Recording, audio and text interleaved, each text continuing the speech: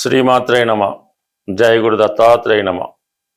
వృషభ రాశి వారికి 2026 సెప్టెంబర్ నెల మాస ఫలితాలు ఏ విధంగా ఉంటున్నాయని పరిశీలించినప్పుడు వృషభ రాశి వారికి ఈ నెల ప్రారంభంలో ఒక బ్రహ్మాండమైనటువంటి ధనయోగం ఏర్పడడం జరిగింది. లాభస్థానంలో శని భగవానుడు వక్రగమనంలో ఉన్నాడు. అంటే మీకు భాగ్య రాజ్యాధిపతిగా లాభస్థాన సంచారం ఒక విధంగా అదృష్టాన్ని, వృత్తిని, ఉపాధి అవకాశాలని కలిగిస్తూ ఉంటే, ఆ లాభాధిపతి అయినటువంటి గురువు మరి తృతీయ స్థానంలో లాభస్థానాన్ని వీక్షిస్తున్నాడు.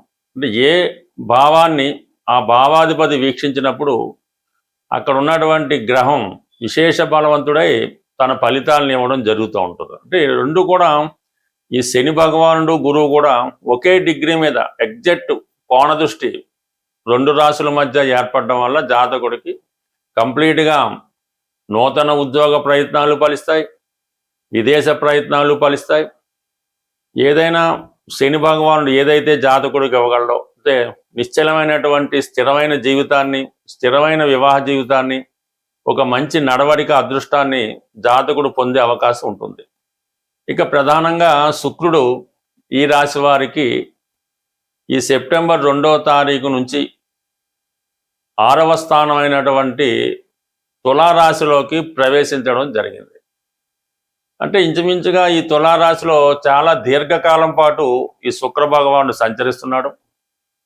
అక్టోబర్ 3వ తారీఖు వరకు కూడా అదే రాశిలో సంచరిస్తూ 3వ తారీఖున వక్రగమనం పొందడం జరిగింది. ఇంచుమించుగా ఇదంతా కూడా ఎక్కువ కాలం ఈ తులారాశిలో సంచరించడం వల్ల ప్రధానంగా ఈ రాశిలో ఉన్నటువంటి వాళ్ళకి, ఎవరైతే తులారాశిలో శుక్రుడు ప్రవేశించడంతో వృషభ రాశి వారికి అంటే ఒక విధంగా కొంత విజయాన్ని ఇస్తూ ఉంటుంది. అంటే ముఖ్యంగా మీ యొక్క వృత్తిలో చాలా నైపుణ్యంగా మీ వృత్తి నిర్వహిస్తారు.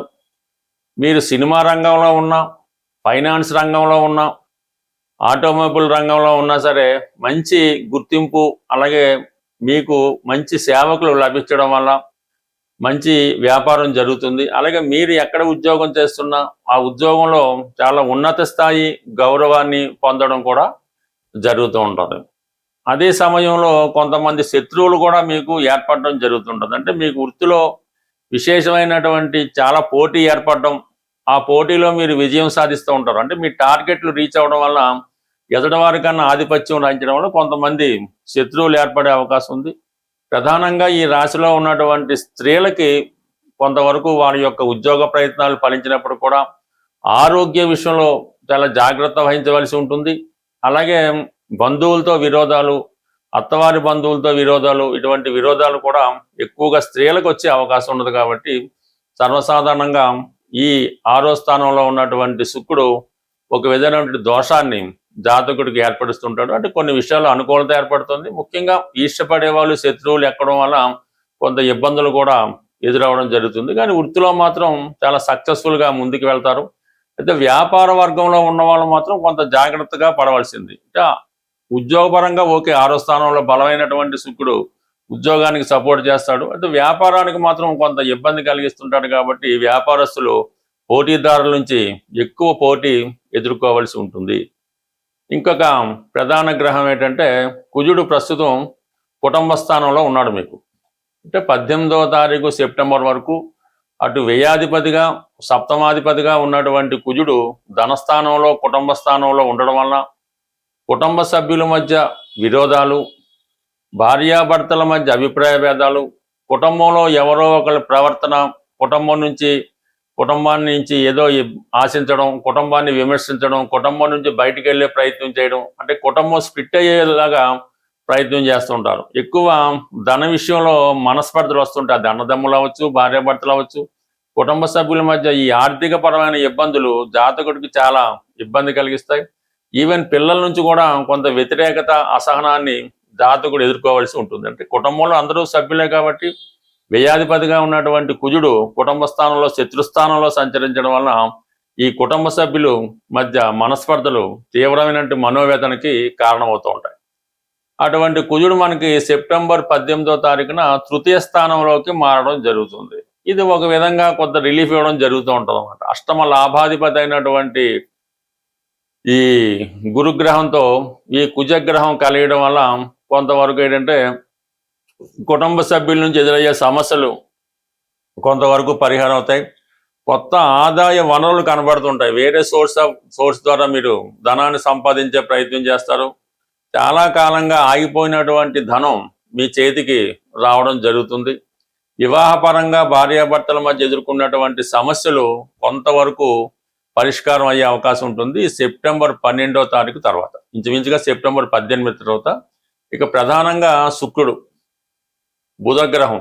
బుధుడు మీకు ధన పంచమాధిపతిగా సెప్టెంబర్ 7వ తారీఖున మరి 5వ స్థానమైనటువంటి కన్యా రాశిలో ప్రవేశించడం జరుగుతుంది. ఈ కన్యా రాశిలో బుధుడు స్వక్షేత్రంలో ప్రవేశించడం ఇది విద్యార్థులకి చాలా అనుకూలమైనటువంటి సమయం.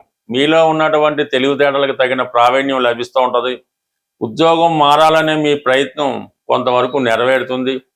కొత్త వ్యాపార అవకాశాలు చాలా వరకు రావడం జరుగుతుంటుంది. అంటే ఏదైనా తొందరగా నిర్ణయం తీసుకొని దాన్ని అమలు చేసే ప్రయత్నం జరుగుతుంటుంది. కొంతవరకు స్పెక్యులేషన్లో వ్యాపారంలో ఉన్న వాళ్ళు చాలా జాగ్రత్తగా నిర్ణయాలు తీసుకుంటే కొంతవరకు కలిసి వచ్చే అవకాశం ఉంటుంది. బట్ ఏదైనా ఈ వృషభ రాశి వారికి బుధుడు ఎంత బలంగా ఉంటే వాళ్ళ వ్యాపారం అంత వేగంగా అభివృద్ధి చెందుతుంటుంది. వాళ్ళ నిర్ణయాలు అంత చురుగ్గా తీసుకొని వారి ధన సంపాదన పెరుగుతూ ఉంటుంది. మరి ఈ సమయంలో గోచారీత్యా బుధుడు ఈ సెప్టెంబర్ 7వ తారీఖు నుంచి ఉచ్చస్థానంలోకి రావడం వల్ల మీలో ఉన్నటువంటి తెలివితేటలకి తగిన ప్రావీణ్యత, గుర్తింపు రావడం జరుగుతుంటుంది. బట్ ఏదైనా వృషభ రాశి వారికి ఇంచుమించుగా అన్ని గ్రహాలు సహకరించడం జరుగుతుంది. కుజగ్రహం ఒక్కటే మీకు సెప్టెంబర్ 18 వరకు కుటుంబ స్థానంలో ఆర్థిక విషయాల్లో కుటుంబ సభ్యులు ఇబ్బంది పెడుతుంటారు కాబట్టి కుజగ్రహానికి తగిన పరిహారం మీరు ఈ మాసంలో చేసుకుంటే ఇంచుమించు మిగతా గ్రహాల సహకారంతో సంపూర్ణ సక్సెస్ని ఈ రాశి వారు పొందే అవకాశం ఉంటుంది. ప్రధానంగా మన సెప్టెంబర్ నెలలో సెప్టెంబర్ 12వ తారీఖు వరకు శ్రావణ మాసం, 12 తర్వాత భాద్రపద మాసం. ప్రధానంగా ఇప్పుడున్నటువంటి సమయాన్ని బట్టి శ్రావణ మాసంలో స్త్రీలు కానీ పురుషులు కానీ శ్రావణ మాసంలో వచ్చే ప్రతి మంగళవారం లేదా ప్రతి శుక్రవారం మీ సాంప్రదాయాన్ని బట్టి ఏదైనా ఒక అమ్మవారి ఆలయాన్ని దర్శించి అమ్మవారికి కుంకుమార్చన కానీ అలాగే పసుపు కుంకాలు ఇవ్వటం కానీ ఈ విధంగా అంటే ఇంట్లో వీలైన వారు ఇంట్లో చేసుకోవచ్చు, లేని వాళ్ళు ఆలయంలో చేసుకోవచ్చు. కంప్లీట్గా ఈ మంగళవారం శ్రావణ మాసంలో వచ్చే మంగళవారాలు చేసుకోవడం వల్ల రుణ బాధలు పరిష్కారం అవుతాయి.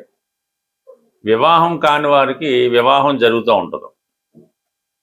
అలాగే శుక్రవారం చేసుకోవడం వల్ల శ్రావణ మాసంలో అది సౌభాగ్య యోగాన్ని, ధనాన్ని, సంపదని ఇవ్వడం జరుగుతుంది. ఇంకా ప్రధానంగా మనకి భాద్రపద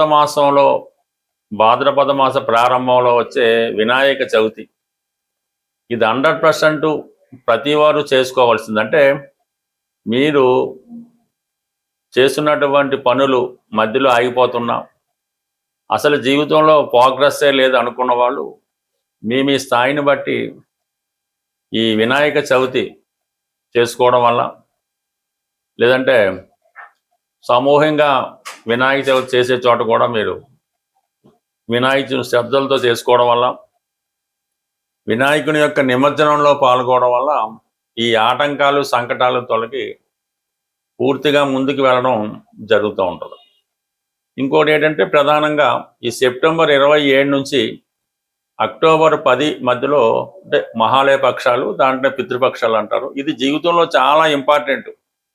మీ యొక్క పెద్దలకి, మీ పితృదేవతలకి వాళ్ళు రుణం తీర్చుకునే విధంగా ప్రతి ఒక్కరూ కంపల్సరిగా ఆ తిథి రోజు కానీ, అమావాస్య రోజు కానీ, పోనీ ఏదో ఒక రోజు మీ యొక్క పెద్దలను తలుచుకొని వాళ్ళకి విధి విధానంగా పూజించి మరి కొంతమందికైనా వారికి సరిపోయే విధంగా ఆహార పదార్థాలు అంటే బతి ఇవ్వడం అంటారు, ఆహార పదార్థాలు ఇవ్వటం వల్ల మీ పై వాళ్ళు అంటే మీకు ఈ జన్మనిచ్చినటువంటి ఈ జన్మకు కారణమైనటువంటి ఆ పెద్దల యొక్క రుణం తీర్చుకుంటేనే, అంటే చాలా కుటుంబాల్లో పెద్ద సక్సెస్ ఉండదు, ఎంత వయసు వచ్చినా వివాహాలు జరగవు, అలాగే ఆర్థిక పరంగా చాలా ఇబ్బందుల్లో ఉంటారు, నిరుద్యోగ సమస్య, ఇవన్నీ కూడా కొంతవరకు దానివల్ల కారణం అవుతుంటాయి. మీ జన్మజాతకంలో పితృదోషం ఉన్నా లేకపోయినా ప్రతి ఒక్కరూ కూడా ఈ పితృపక్షాలు, ముఖ్యంగా వచ్చే అమావాస్య రోజు కానీ మిగతా రోజులు కానీ మీ పెద్దలను తలుచుకొని ఈ విధంగా ఈ దానాలు అవి చేయడం వల్ల, ఏమీ కుదరని వాళ్ళు కనీసం ఆవుకైనా తృప్తిగా ఆహారం పెట్టడం వల్ల మీ పెద్దలు సంతృప్తి చెంది ఆ శుక్రగ్రహ అనుగ్రహంతో సంపూర్ణంగా మీ యొక్క సమస్యలకి పరిష్కారం దొరుకుతుంది. బట్ ఏదైనా ఈ జాతకాలు, ఈ గోచారం నమ్ముతున్న వాళ్ళు మాత్రం కంప్లీట్గా ఈ చేసుకోవాల్సి ఉంటుంది. అంటే మనకి ప్రధాన దేవతలు ఎంతో, పితృదేవతలు కూడా అంతే. కాబట్టి కంప్లీట్గా ఈ సెప్టెంబర్ 27 టు అక్టోబర్ 10 మధ్యలో ఏదో ఒక రోజు మీకు అనుకూలంగా ఉన్న రోజు తప్పకుండా చేయండి. వీలైతే అమావాస్య రోజు కూడా చేయడం వల్ల మరింత మంచి ఫలితాన్ని పొందడం జరుగుతూ ఉంటుంది. స్వస్తి.